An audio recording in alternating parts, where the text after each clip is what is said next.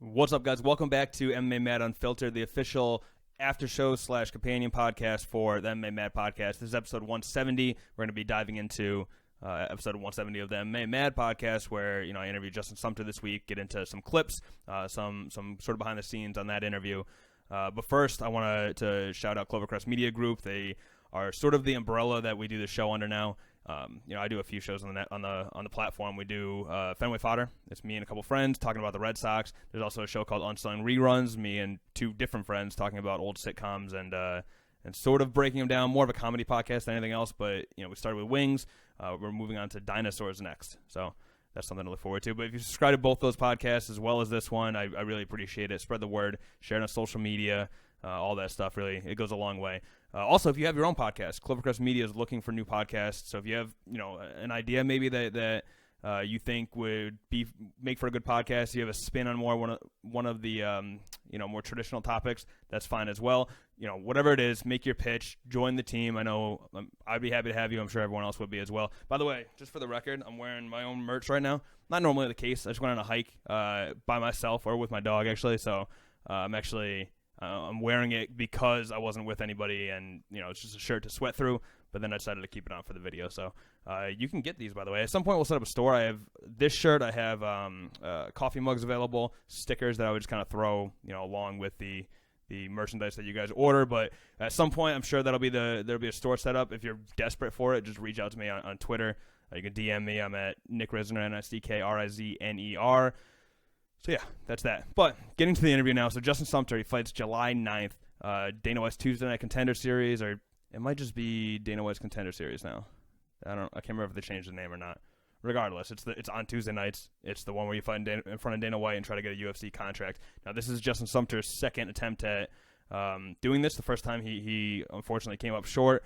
Then he won a fight at Bellator, so he's coming off that win, got a second opportunity to fight on this Contender Series, and we get into all that and more. I actually took a trip up to West Haven to his gym. He trains at Nick Newell's gym, Fighting Arts Academy, Connecticut, and we got into all sorts of stuff. But, I'm going to start with actually the first thing we got into, because this is just I think, a couple days after Father's Day is when we recorded it, and he is a new father, which is actually a case for a lot of these local guys for some reason. Justin Sumter, Nick Newell, Matt Bissett all had babies or their wives all had babies, within, I don't know, the past 3-4 months. Like, it's been very recent.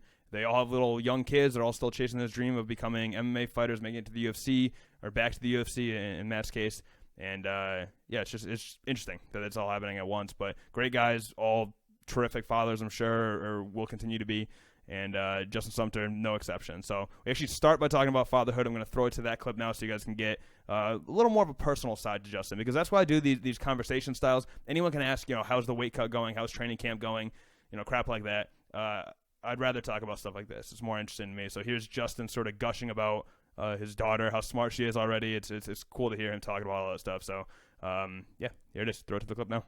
I feel good, man. It was the first Father's Day, Sunday, and the first thing I wrote down is to wish you a happy Father's Day, and I didn't do it. I blew it. So sorry, man. We can run that back, and you can. No, it's good. How'd you do it? How was the? It was good, man. Celebrate? It's a pretty cool experience. My fiance, she kind of wrote a letter by the baby. I know she wrote it because the baby can't write. How do you know that? Maybe the baby can write. She has been surprising me lately. You know what I mean? She said bye to me one time. Like, wow. I was kissing her goodbye and kissing my fiance goodbye, and I was like, bye, and she said bye. Wow. And I was like, what? And then she didn't say anything else. So I think she can speak, but she's not like she's keeping under the cover. And it's going to surprise us one of these days. Yeah, she'll baby a few words. I think what's more impressive about that is not even like the word bye, but like the right situation. It was as you were leaving, it's like, oh, I know this is what you say in this situation. Yeah, it was like kind of weird because I was like leaving and I was a little late for work, and then I was like, what? Yeah, I'm going to be a little bit later for work. Yeah, I'm about to get choked up right here. Yeah, yeah, that's awesome, man. I feel like it's crazy because we're getting to that age. Like earlier today, I was just at a party. I have two friends that are going on like a road trip for the summer, which I guess that's more of a college age thing anyway. But they're going on a road trip, and we did a little send off for them. But now there's like babies at the party, and like people like it's just getting to that point where it's like, oh shit. Like, yeah, it's like it's kind of weird because I would say 2-3 years ago, I really wasn't thinking about it, and now that it's happened, it's like I was kind of ready for it to happen, and I'm capable, and there's some stuff you got to catch up with. You got to wake up, feed the baby, you got to make sure you change the diaper. You kind of get her cues and stuff like that. But I kind of fell into the role of father, and it's I'm liking it.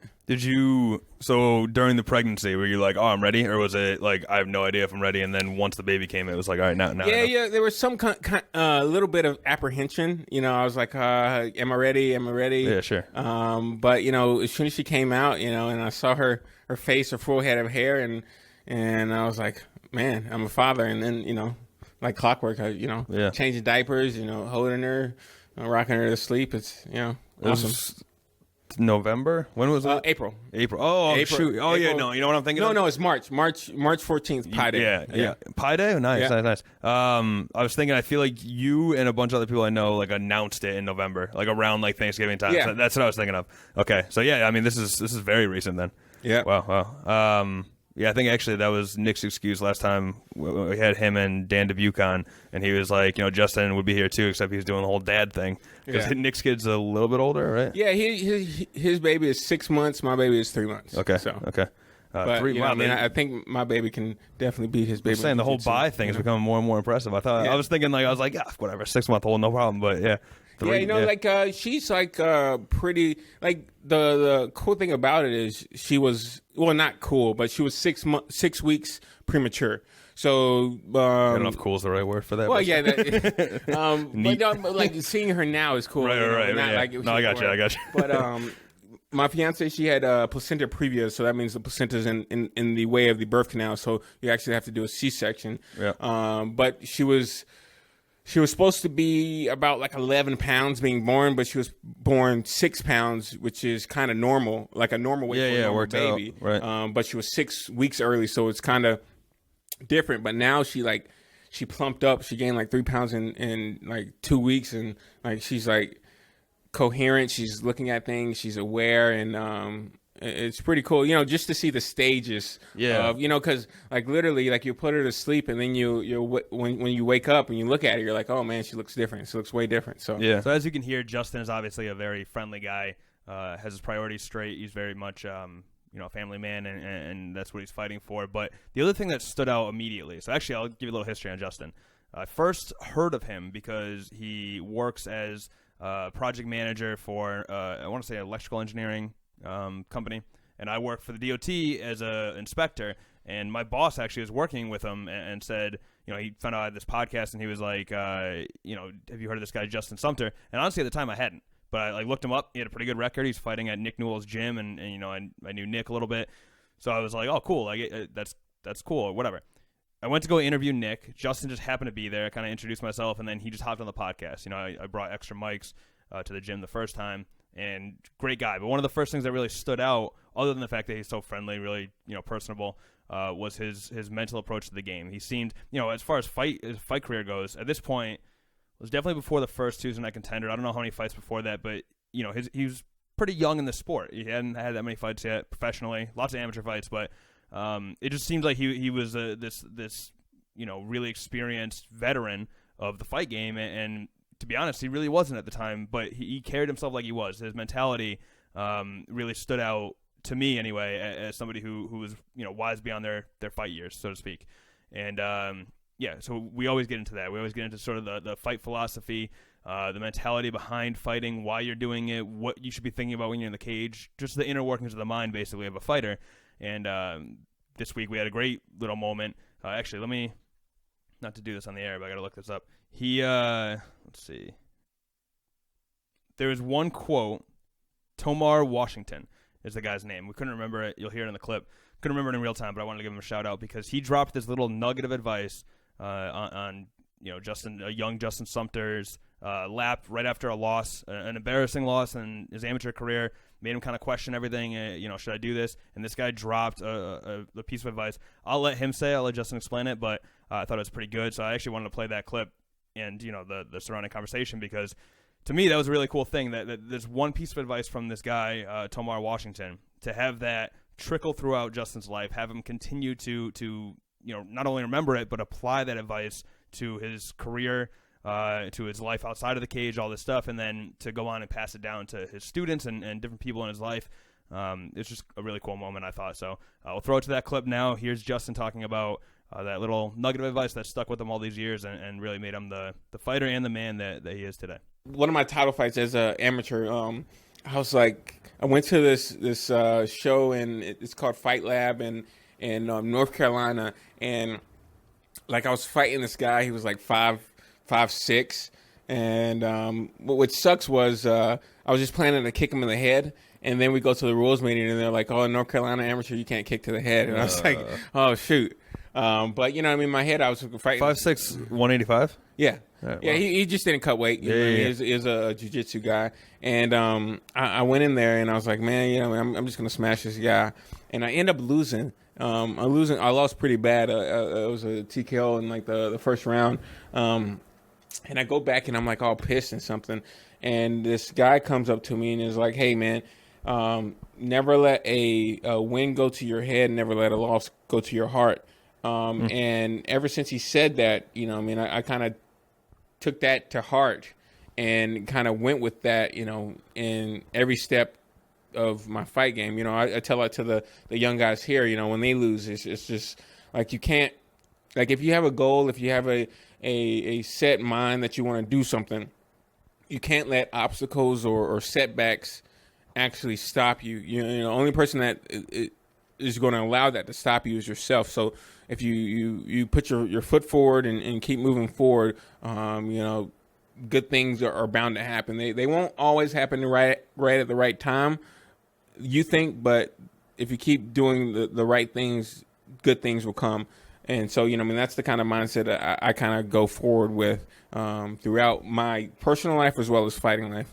Who was that? Just some random guy? Who told you that? No, it's I forget his name. He trains at Fitness Edge in Myrtle Beach, South Carolina. It's just cool that has stuck with you still, and like I know what you mean, because there's certain phrases that you heard, and it's, you know, little nuggets of advice, but then it like sticks, you like replay it in your head. Yeah. You said you're passing it on to the kids here. Yeah. Not necessarily all kids. Well, kids probably too. Yeah. But everybody, you know what I mean? Like I feel like that's cool. I wonder if this guy. Like, obviously, he has no idea that little, like, thing that's probably maybe not a throwaway, but maybe, he was just probably saying it, you know. Like, keep your head up, kid, or whatever. Yeah. And, you know, I mean, that stuck with me ever since, you know, so. You know, I actually pre-recorded that interview with Justin, but we planned it out. I knew when I was going to release it. So we got into the upcoming fights this weekend. Junior Dos Santos versus Francis Ngannou. Broke that down a little bit. And then we started to break down Tony Martin versus Damian Maia. Tony Martin, you know, longtime podcast guest, been on a few times. I don't know how many times. I always forget. I feel like I overestimate, because I know these guys from social media and stuff. I feel like I overestimate how many times they've been on the podcast. But regardless, Tony Martin's one of those recurring guests. One of the local guys, sort of. He trained out of Boston for a while. I think now I forget where he is now, but somewhere else. He went back with his old coach, so I don't think he trains out of Boston anymore. But, you know, that's neither here nor there. We start to get into that conversation, start to talk about Tony versus Damian Maia, and then we were interrupted by the man himself, Mr. Nick Newell. Had to close the gym.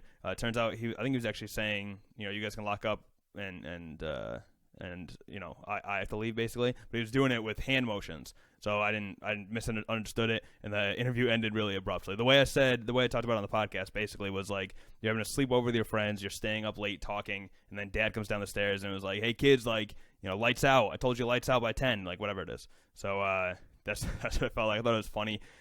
He felt I don't know if he felt bad, but both of them have, you know, young kids at home. We were there until 10 o'clock, so we had to go.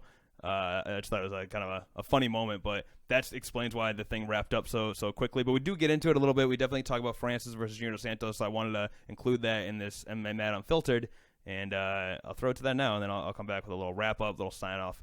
So, yeah, that's it. Here we are talking about the fights coming up this Saturday, June 29th.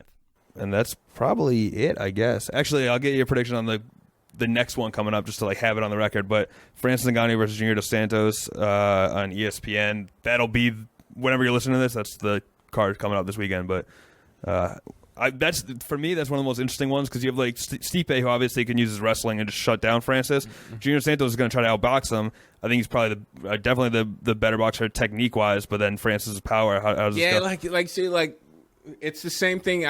I pose this to like it's like Deontay Wilder. So like for instance, Ngannou, like granted, like his striking is a little bit different than Deontay Wilder, but it's just he just carries so much power in his hands. You know, like the goal is don't get touched. Yeah. You know, like and Santos, he kind of comes in and he wants to box.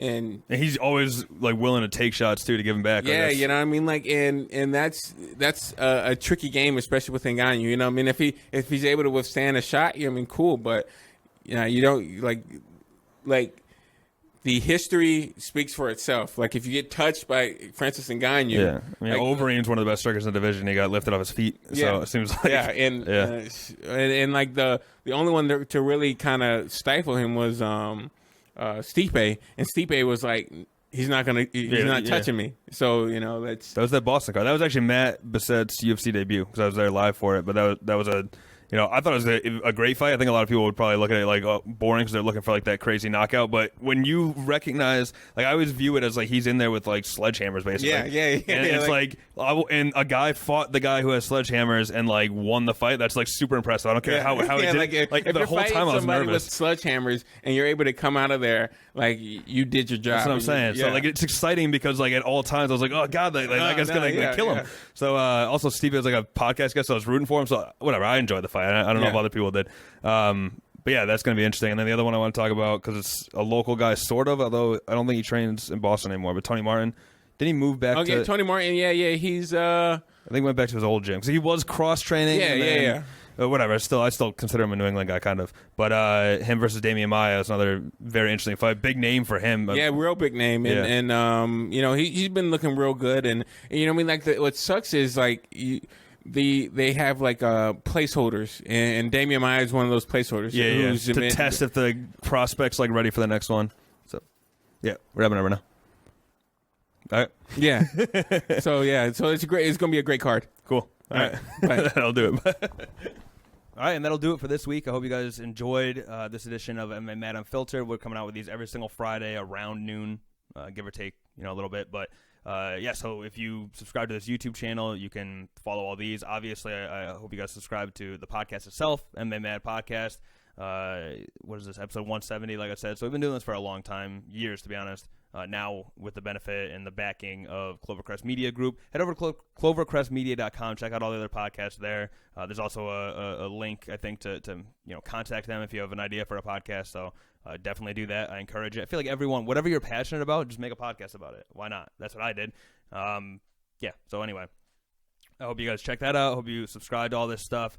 I appreciate the continued support, obviously, and we're going to keep putting out the best content that we can put out. So that'll do it for this week. Once again, we'll be back for the podcast, a brand new podcast on Wednesday. So I hope you guys check that out as well. And I'm out of here. Peace, guys.